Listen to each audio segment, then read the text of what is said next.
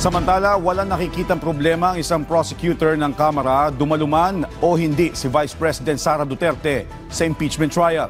Sa ngayon, 80% na nakahanda ang House Prosecution Panel at umaasa silang masisimulan na ang paglilitis sa lalo madaling panahon.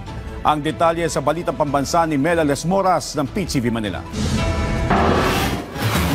Nasa 80% na ang kahandaan ng House Prosecution Panel para sa impeachment trial ni Vice President Sara Duterte. Ayon kay House Deputy Majority Leader Lawrence Defensor, isa sa mga prosecutor ng Kamara, inihahanda na nila ang kanilang testimonial at documentary evidence at nagdaos na rin sila ng mock trial. Maging ang mga posibleng isasagot nila sa defense team, inilalatag na rin nila. Pero ang Vice-Presidente nasa The Hague, Netherlands pa rin ngayon. Wala namang nakikitang problema rito si Defensor.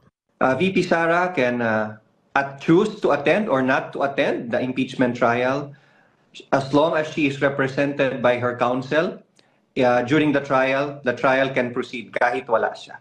But remember, her personal appearance would say a lot with respect to her accountability, with respect to transparency in the trial. Sa isang survey na isinagawa ng Center for Student Initiatives, lumalabas na mayorya o 84.8% ng mga college student ay naniniwalang dapat na umanong mapatalsik sa pwesto ang Vice-Presidente.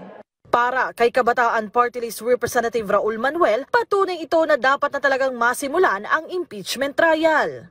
It's high time na makinig na rin ang Senado bilang isang institusyon sa hinaing na ating mga estudyante at mga kabataan at huwag nang tingnan na para bang yung mga kabataan natin ay nagbabrat lamang na atat na magsimula yung trial kasi ito ay sa interest din naman ng ating mga kababayan.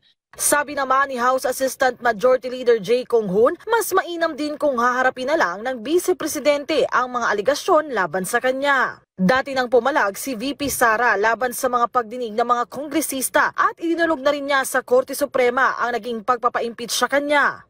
Mula sa PTV, Mela Lesmoras para sa Balitang Pambansa.